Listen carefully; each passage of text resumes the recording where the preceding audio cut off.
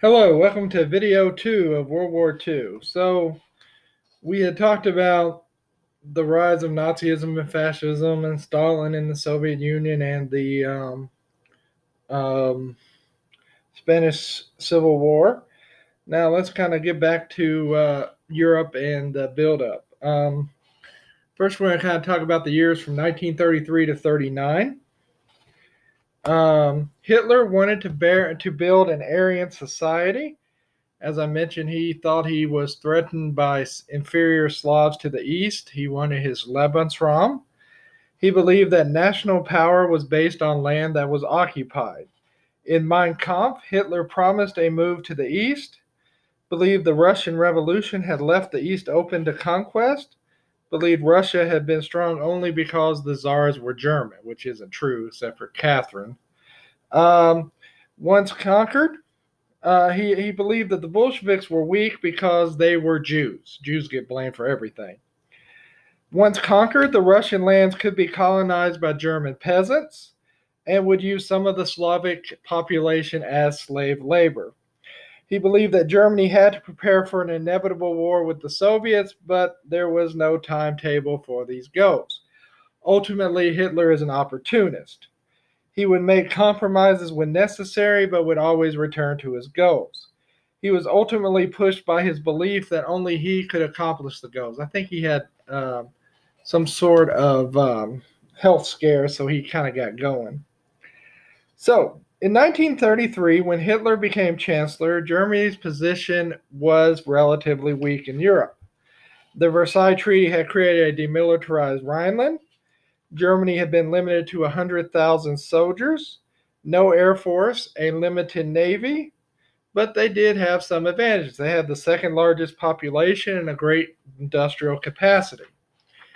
Hitler also knew that France and Great Britain wanted to avoid another war. He knew he had to keep France from striking during his first few years in power. He had to convince other nations his plans were peaceful. He said he only wanted to rectify the unfair provisions of the Versailles Treaty. In October of 1933, Hitler withdrew Germany from the Geneva Disarmament Conference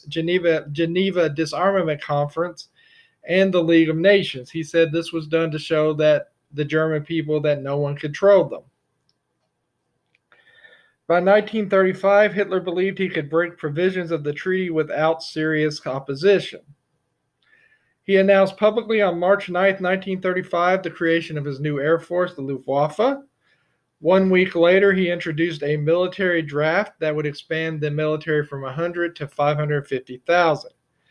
This was condemned by France, Great Britain, and even Italy, but they're like, shame on you, don't do that again.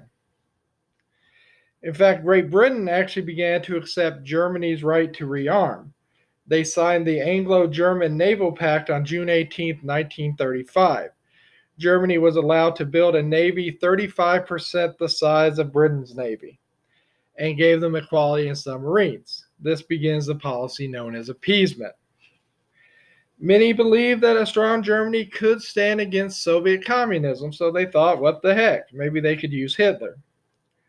So, Hitler's first overtly military move will occur on March 7, 1936, when he sent troops into the demilitarized zone, the Rhineland. France had the right to use force, but would not do so without the British. Great Britain said, oh, who cares, it's German territory. The truth of the matter is, this was a trial balloon. Those forces had a order that if the French had actually tried to stop them, they were to immediately retreat. So now Hitler saw both France and Great Britain as weak, and he felt he could do whatever he wanted. Now, what we're going to see is during the 1930s, the birth of some new alliances. In October of 1935, Italy invaded Ethiopia because, well, what else is Mussolini going to do, right? Ethiopia had humiliated Italy in the late 1800s. This time, not so much. Italy had a great air force. And one of the propaganda videos that I'm showing you, it actually shows this. Britain and France opposed the Italian invasion. but it opened the door between Hitler and Mussolini, coming even closer during the Spanish Civil War. In October of 1936, Mussolini and Hitler had signed a treaty, came to be known as the Rome-Berlin Axis. They said all power in the world now goes through Rome and Berlin. Now, that wasn't Germany's only pact. In November of 1930, Germany and Japan had signed a non-communist pact to stand against communism. What that actually meant was, at some point, they had planned to invade the Soviet Union together and carve it up. That'll be important later. By the end of 1936, Germany was now a world power and could embark on a more risky foreign policy. On November 5th, 1937, Hitler held a secret military conference in Berlin where Hitler told his commanders his plans. He said living space was needed in the east, but first he had to deal with Czechoslovakia and Austria. And he did not think that Britain or France would oppose him. In fact, Neville Chamberlain, the Prime Minister of England, actually thought appeasing Hitler was the best way to protect the empire. Hitler threatened to invade Austria in 1938.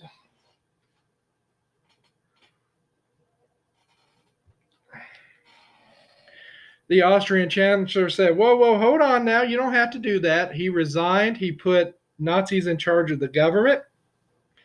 The new government then invited the German troops to enter Austria under the guise of keeping law and order.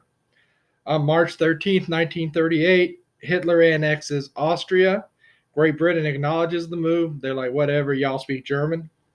France was too weak to respond because they're having a political crisis. Germany is now in a position to invade Czechoslovakia. Hitler told his commanders that Czechoslovakia would be crushed. Now, Czechoslovakia had pacts with both France and Russia, but Hitler believed that neither France or Britain would interfere, and what did he care about Russia? Hitler began to make demands of Czechoslovakia. First, he asked for the autonomy of an area called the Sudetenland. This was a little area of Czechoslovakia that was kind of thrusting into Germany. It was home to 3 million ethnic Germans. It was also Czechoslovakia's defensive barrier and home to a lot of their industrial resources. On September 15, 1938, Hitler demanded the cession of the Sudetenland to Germany or risk war. On September 29th, 1938, a conference will be held in Munich to decide the fate of Czechoslovakia. Here are the countries that were there: France, Britain, Germany, and Italy. Russia is left out, and so is Czechoslovakia, the countries whose fate's being determined. Finally, they reached an agreement that met most of Hitler's demands. German troops would be allowed to occupy the Sudetenland. Chamberlain returned to Great Britain, waved the treaty in the air, and proclaimed, I have procured peace in our times. Obviously, he was wrong. In fact, at the conference, Hitler made fun of him a lot behind his back. This strengthened Hitler's belief that Western democracies were weak. Hitler promised that he only wanted the Sudetenland and that he would no longer continue. At the end of October 1938, Hitler told his generals to prepare for the liquidation of Czechoslovakia.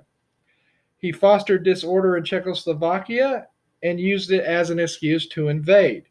Hitler occupied Bohemia and Moravia. They then claimed their independence and became Slovakia, a puppet state to Germany. On March 15, 1939, in Prague, Hitler said he would be the greatest German in history. This made many understand that Hitler's word could not be trusted. Hitler then demanded that the Polish city of Danzig be turned over to Germany.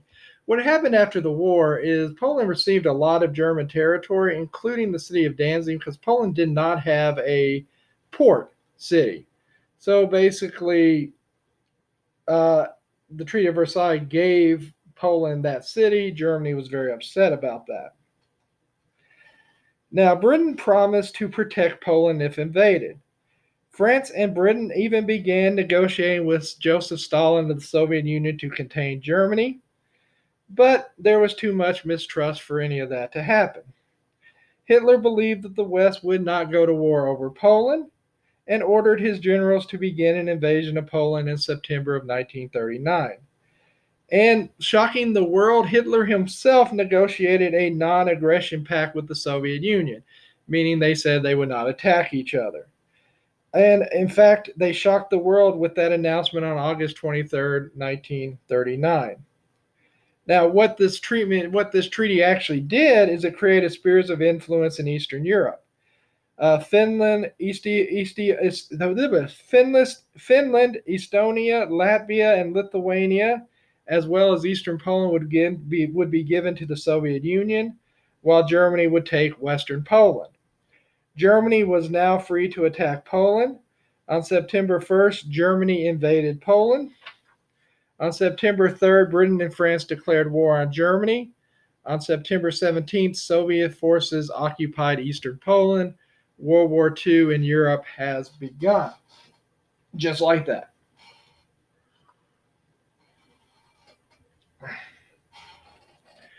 Now, let's turn our attention to Asia. Now, Japan has been a rising world power. They had defeated China in 1895. They defeated Russia in 1905 and became a world power. They took many of Germany's eastern and Pacific colonies. By 1933, the Japanese Empire included Taiwan, Korea, Manchuria, the Marshall, Caroline, and Mariana Islands in the Pacific. But in the 30s, like everyone else, they had internal problems. They had a population of 80 million by 1937. They had to produce heavy industrial goods and textiles. In the 30s, Western nations began using tariffs to protect their own economies, devastating Japan economically and politically. Now, in Japan, the emperor and cabinet held power, but there was a limited democracy by 1924 that brought universal male suffrage. They had mass political parties. The economic problems of the 30s increased the powers of the right-wing parties. Patriotic societies allied with the Army and Navy got more power. They pushed for expansion at the expense of China and Russia. The Navy wanted to take British Malaya and the Dutch East Indies to become self-sufficient. In 1935, they began building a modern army. In 1937, the military had a lot of influence over the government. Now, Japan had already kind of been on the outs with the rest of the world. In September of 1931, under the cover of, they had the railroad rights in Manchuria, the propaganda video for the U.S. I'm going to show you. We'll talk about this, and they got it right.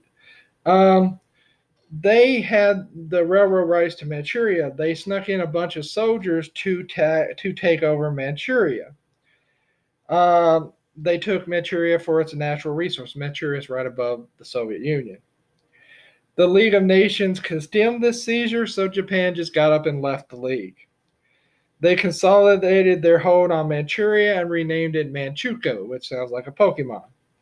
They began to expand their control into northern China. By the mid-1930s, military elements controlled the government. In China, their military leader Chiang Kai-shek tried to appease Japan by giving them authority over sections of North China. Surprisingly, this didn't work. The Japanese began moving southward. Popular protests in Chinese cities against Japanese aggression began. In July of 1937, Chinese and Japanese forces fought south of Beijing. China, and the weird thing here was, even though China was defending its territory, Japan demanded an apology from China for fighting them. China refused to apologize. It led to more fighting. It becomes a major conflict. The Japanese advanced up the Yangtze Valley, seizing the capital of Nanjing, raping and killing thousands of civilians along the way. It's a very disturbing thing. It's called the Rape of Nanjing or Nanking. Also, if you really want to be disturbed, look up the term comfort women. Chiang Kai-shek would not surrender and moved his government to Hankow. Japan hoped to dominate China and all of East Asia. In the late 1930s, they were cooperating with Nazi Germany. As I mentioned, they believed they had a plan to attack and divide up the Soviet Union. though those plans had to change in 1939 with the Nazi-Soviet pact. So the Japanese shift their attention to the resources of Southeast Asia. They want the oil of the Dutch East Indies, the rubber and tin of Malaya, the rice from Burma and Indochina, that's Vietnam today. They knew this could lead to conflict with France and Britain or even the United States. Japan occupies Indochina in July of 41. The U.S. cuts off sales of vital scrap iron and oil to Japan. Japan decides at this point on a preemptive strike on the Pacific Fleet of the United States.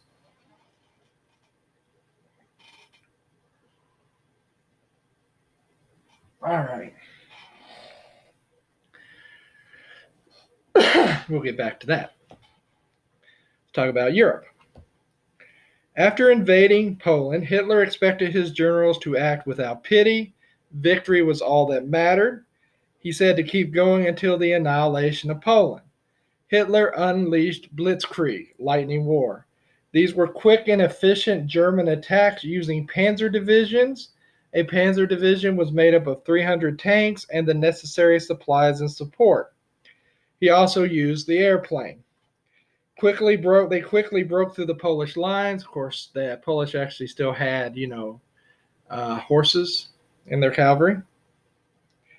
They circled the Polish troops. The regular infantry troops entered to hold Polish territory. Poland officially surrenders September 28, 1939, in which time it was divided by Germany and Russia. Britain and France prepared for a defensive war and began to set up a blockade. From 1930 to 35, France had built a series of fortifications, concrete steel with heavy artillery called the Maginot Line, along the border with Germany. They waited through the winter.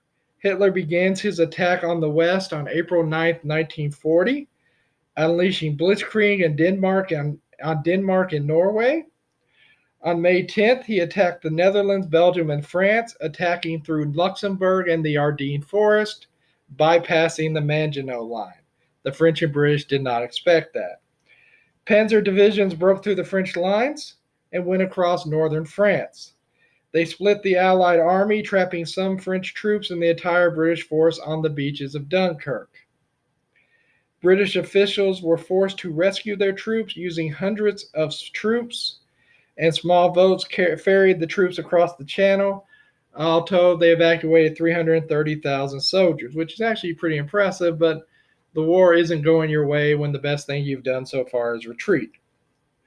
On June 5th, another Nazi offensive went into southern France. On June 10th, Mussolini declared the war on France and invaded from the south. France surrendered on June 22nd. The German army occupied 3/5 of France. Henry Pétain was set up as an authoritarian regime in Vichy as a Nazi puppet.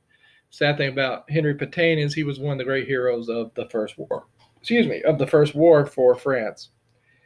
The French will form a government in exile in England. So where are we at? Germany controls Central and Western Europe. Britain was now isolated. On May 10, 1940, Winston Churchill became Prime Minister. He was confident that he would lead the British people to victory and rally the British people around his speeches. Hitler thought he could make peace with Britain. He considered them to be Aryans, though they were just confused. But when that wouldn't work, Hitler was forced to prepare for an invasion of Great Britain. In August of 1940, the Luftwaffe launched an offensive against the British air and naval bases, harbors, communications, and war industries. The British fought back with radar and ultra-intelligence. They had broken German military codes, so they knew what was coming. They'd actually broken them in World War I and hadn't told anyone. In fact, but the British Air Force still suffered critical losses. Yet they were still able to launch an attack on Berlin. This angered Hitler. He changed the tactics to punish the British for the air raids on Berlin. He began bombing cities to break British morale. This is the Blitz. You can't really break British morale. But this turns out to be a terrible mistake because it allowed the British to rebuild their air force. By September of 1940, Germany had lost the Battle of Britain, and their invasion had to be postponed. So it was just a terrible mistake, and it allowed the British to dig themselves out of the hole. Hitler now began to look to attacking the British in the Mediterranean, perhaps taking the Suez Canal in Egypt. He also wanted his Italian allies to fight the British in North Africa. The British routed the Italian army, and Germany had to send troops to the North African theater, which turned out to be a mistake because Erwin Rommel, the Desert Fox, was the German commander there, and he was really good at it. So good, in fact, they kept sending him men when they really shouldn't have. Hitler now turned his attention to the east. At the end of July of 1940, Hitler ordered his military leaders to prepare for an invasion of the Soviet Union. He thought the Soviets were Britain's last hope. He believed the Soviets could be defeated quickly. Originally, the attack of the Soviet Union was planned for the spring of 1941, but had to be delayed because of problems in the Balkans.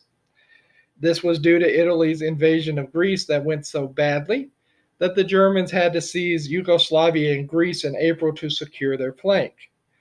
The invasion of the Soviet Union began on June 22, 1941, and he still believed the Soviets could be defeated before winter. This was hubris.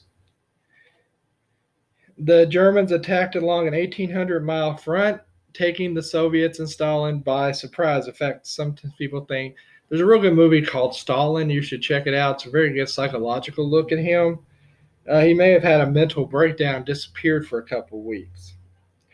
And there was no one. He had killed basically anyone who would oppose him or anyone who was competent. So there was no one to give orders.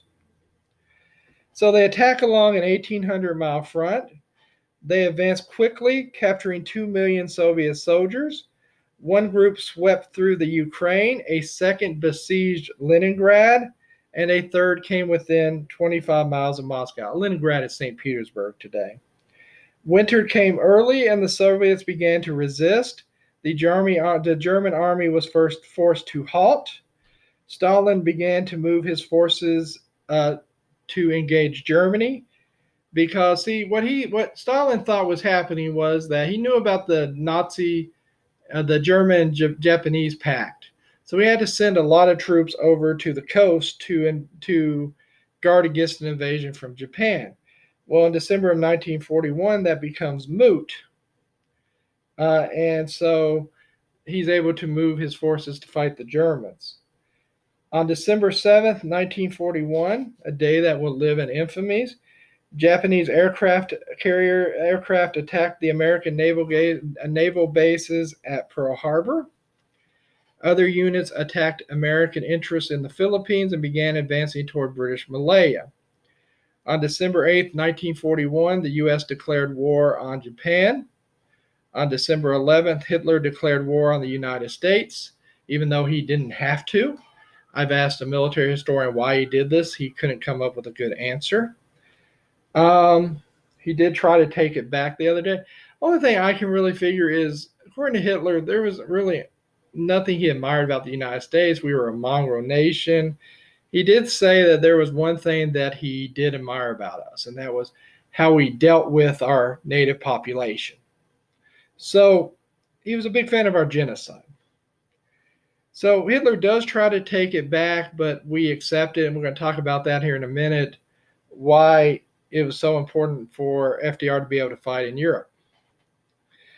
And so that brings us into the European conflict as well. After the Japanese attacked us, other units attacked American interests in the Philippines, and moved toward British Malaya. Now, in some places, well, we'll get into all that here in a second. So, we're going to end this video, and in the next video, I'm going to start talking about the United States and then get back into the war. There's a story that says when Winston Churchill learned about the invasion of Pearl Harbor, the attack on Pearl Harbor, he got out some of his finest scotch, smoked a really good cigar, and looked at people around him and said, "We have just won this war," because he understood how important American involvement was going to be. We had the greatest industrial capacity in the world, really, at the time. So, in the next video, we're going to talk about what's going on in the United States, our lead up to the war, how we get into the war, and then we'll get back into the fighting in Europe and talk about all kinds of other things. So until the next video, see you later.